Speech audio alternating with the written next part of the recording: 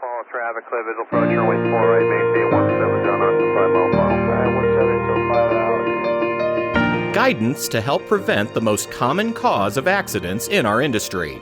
From the National Business Aviation Association, this is Flight Plan, brought to you by Varion. I'm Rob Finfrock with your trusted source for the very latest business aviation news and information. The FAA defines a runway excursion as an aircraft overrunning the end of the runway or departing off to the side of the runway surface.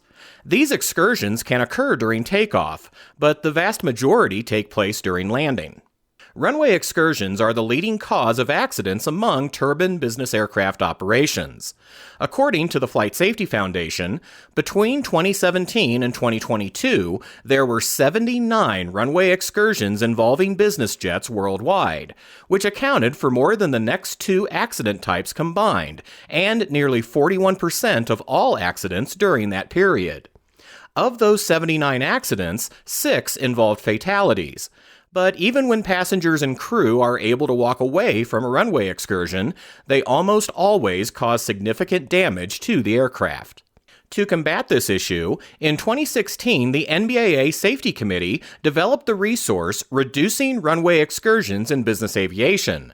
This resource has since been updated last year by the NBAA Domestic Operations Committee, and I'm pleased to have representatives from both committees on this podcast today. Eric Knupp is head of flight operations at Live Oak Bank and past chair of the Domestic Operations Committee for NBAA. Also with me is Marty Plumley, SMS manager and safety risk management leader for Boeing Digital Aviation Solutions and leader of the Runway Safety Working Group for the NBAA Safety Committee. Marty, before we delve into this and other resources to help business aviation flight crews avoid runway excursions, what are some factors that can lead to departing the runway unexpectedly? Unstable approaches are a huge factor that we found in different safety working groups that I'm part of, both NBAA and on commercial aviation. For takeoff runway excursions in particular, is what we notice are runway conditions, possibly pilot distractions, and mishandling of mechanical failures. And Eric, all of those potential causes are addressed in the updated NBAA resource. Yeah, we cited data from the Flight Safety Foundation on takeoff specifically. Rejected takeoffs make up 2 of the top 3. And you think, well, that's odd. Why is it separated into 2? Well, one is above V1 and the other one is below V1, but at high speed. And then the third of the top 3 on takeoff was directional control. That might be from, a gust of wind or an engine failure or something like that. And then for landing, as Marty mentioned, unstable approaches and failure to go around is the number one cause. And then that leads to long landings, which is the second leading cause, and then contaminated runways where you had limited braking. So all fall under the human factors category, though. So I think that's important to note that because we're all humans operating these aircraft and making these mistakes, they are 100% correctable. You also cite notable accidents that can be linked back to those causes. A couple that jump out at me. Number one is probably pretty well known, the G4 that ran off the runway in Bedford about 10 years ago. What came out of that investigation was that the flight crew had engaged in habitual noncompliance in terms of not conducting the flight control check, and they'd been doing this for quite some time prior to the accident itself. That showed procedural drift. It showed expectation bias. In other words, they had successfully taken off without conducting a flight control check numerous times, and so they became biased to expect the same result each time. And then, of course, just good old complacency. So one of the things that we delved into in the guide and is not widely talked about in the industry is some of the psychological factors that lead to some of these judgments that crews are making. So the other point that we talked about habitual noncompliance with that crew, is that noncompliance does not have to be habitual in order to create a catastrophe. It only has to happen once. So it doesn't have to be habitual. And then the other accident, the one that jumps out at me as a management pilot myself, was the Citation Latitude crash in Tennessee. The approach itself was unstable. And as we just mentioned, that failing to go around from an unstable approach is the number one cause on landing. The pilot flying actually stated on the CVR, should we go around? And the chief pilot he was flying with said no. So the management pilot kind of overrode the pilot flying's decision or observation, at least, that a go around was really called for. Marty, you mentioned pilot distraction as another possible factor in runway excursion accidents. Does a specific incident or accident come to your mind? One in particular that I think of quite often here in Colorado that occurred at the airport in Aspen. As everybody knows, Aspen's pretty notorious for runway excursions in particular. But in this case, the aircraft was coming in at night to pick up a party on a charter. They were under time pressure from the person being picked up on the charter. They had adverse weather conditions that they were dealing with. In this case, heavy winds, which is not a good thing going into Aspen. The pilot monitoring was working weather and trying to get additional information and working with ATC. The pilot flying was spending a lot of time monitoring the pilot monitoring, and they lost track of their tailwind envelope, ended up landing with a 22-knot tailwind, went off the runway and cartwheeled, destroying the aircraft, and also both parties were deceased. The investigation revealed that they were dealing not only with the weather and ATC, but other issues inside the cockpit that distracted them from the task at hand, which is deciding whether they should go around or not and what their tailwind envelope was. More in just a moment after this word from our sponsor. Take your aviation operations to new heights. Introducing Varion, formerly known as ATP, your ultimate partner in achieving maximum aircraft uptime. At Varion, we understand the challenges faced by everyone in aviation. Our industry-leading technology solutions revolutionize aircraft management, so there's no more waiting, no more wondering, and no more wasted effort. Get real-time visibility of your maintenance, inventory, operations, and regulatory data right at your fingertips with an easy-to-use system, backed by a team of experts with deep aviation knowledge offering 24/7, 365 support. After 50 years in the business, we have built a growing reputation for getting our customers more aircraft uptime. That's why thousands of aircraft operators worldwide have already discovered the power of Varion. Say goodbye to downtime and hello to increased efficiency and profitability. Visit Varion.com to learn more. Varion, let's get you more uptime. We're back with Eric Knupp and Marty Plumley, and our discussion about tips for preventing runway excursions. And Marty, how do you recommend flight crews mitigate the risk of a runway excursion, even before they start the engines?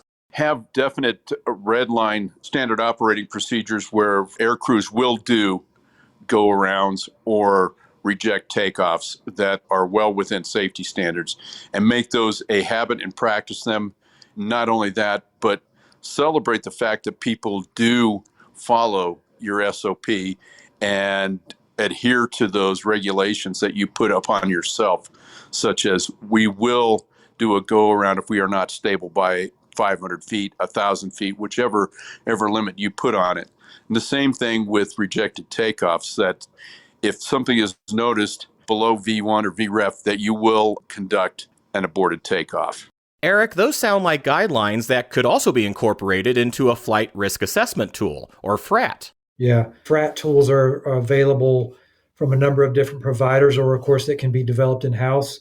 There are also some other options that are not so quantitative in nature, but any way that you can assess the risk of a flight before conducting the flight is strongly encouraged. And that, of course, that tails into hopefully the development of a safety management system. But I would say don't limit yourself to just what's available out there. The focus should be really on doing some sort of risk assessment before the flight is planned. I think once you do that, you uncover, as they say, a superior pilot uses his superior judgment to stay out of situations where he has to use his superior skill to save his aircraft. And so I think by assessing the risk ahead of time, you can identify items where, hey, we may not want to put ourselves in that position, be that, tailwinds going into Aspen or a contaminated runway or any of the other factors that may lead to a runway excursion.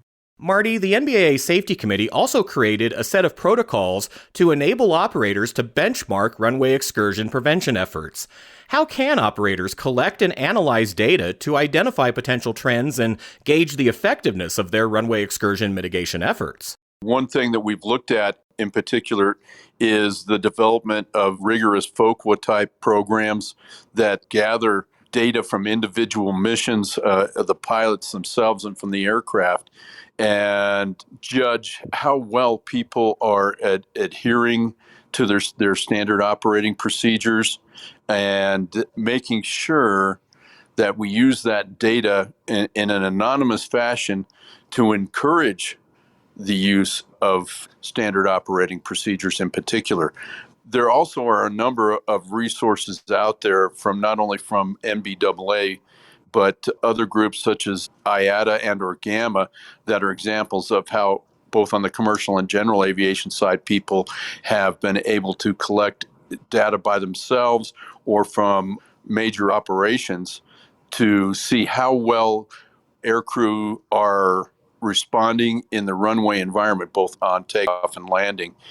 I have encouraged my contacts in business aviation to get a hold of that data, to monitor their own data closely and find out where their problem areas are, where barriers they have in place are working or not working through various methods such as bow tie analysis to determine if they need to put additional measures in place to help prevent events such as runway excursions. How might flight crews be able to structure simulator training sessions to help identify and mitigate risks of a runway excursion? That's a great point as well. On a routine basis is what I recommend to people is they add in situations either for adverse weather conditions, kind of on the extreme side, work with those, work with winds, work with that, but also see what you can do to simulate contaminated runway conditions so you know what you're going to do if there's snow on the runway or water or different runway types such as grooved or ungrooved runways. Work hard to simulate mechanical failures such as engine failures, brake failures, and those sorts of things to experience those in a simulator environment before you have to deal with it possibly in a real world situation. Eric, I believe you're familiar with such training. Yeah, so one of the courses that we all took in my operation recently was an advanced takeoff go, no-go decision-making course offered by one of the Part 142 training centers. And it was some of the best training that I've ever had, and all of the flight crews agreed with that assessment. It completely revolutionized the way we brief a takeoff and the way we approach whether we will or will not abort. As I mentioned, rejected takeoffs are the two of the top three causes of runway excursions on takeoff. And so whether you're doing it above V1 or below V1, it's still a very high rate of accidents. So I think having a better grip on when you should and should not abort your takeoff really goes a long way to mitigating that risk. I would also say practice a high-speed abort in the simulator, but below V1. We always tick that box of doing a V1 cut. And of course, when you do a V1 cut, you almost always continue the takeoff, but we never really get a lot of experience rejecting a takeoff between, say, 80 and 110 knots. But that's one of the top three leading causes. So practice that in the simulator so you can see what it's like in the real world and why it's really a pretty high-risk maneuver. Eric, we've already mentioned some additional resources available to help operators avoid these accidents. I understand the Safety Committee included some of these in the NBAA guide on reducing runway excursions in business aviation. We structured it specifically so that it is a conversation starter. We actually included a number of references in the guide itself. There's about 10 references that are listed at the end of the guide and are peppered throughout. There are also links to accident reports that you can delve into. And there are 4 videos that were created by the TAP working group to discuss a lot of these factors that we've talked about. So those are all embedded in the guide itself. We really wanted it to be a place where you could go and just have a high-level review, but then also if you want to delve into the immense amount of research from folks like the Flight Safety Foundation or the FAA, those references are in there as well. So the Flight Safety Foundation is a great resource. I would also say there are other online providers that have put together some really excellent online training courses that can be very helpful to operators that are wanting to learn more about this. Marty, in addition to some of the resources you mentioned, I know that several owner-pilot associations within business aviation have also looked toward this issue, including the Citation Jet Pilots Association's Safe to Land program. CJP is a great organization and has a multitude of case studies on runway excursions. Other type clubs such as the Lance Air Club, Bombardier has a good deal of information that's available, Pilatus, Gulfstream, etc. Was talking yesterday with a G600 pilot, and they have developed a bank of information on previous runway excursions and events that have been experienced by aircrew, and also the manufacturer's recommendations that they have for preventing runway excursions. So for the type of airplane that you're flying, be it a Gulfstream, Bombardier, it doesn't matter, Cessna, always delve into those manufacturer recommendations and what information they have. The case studies that are available to me are one of the best resources out there. Learn from what other people have experienced and what's happened to them. And that way, at least you're aware of it and may not repeat it.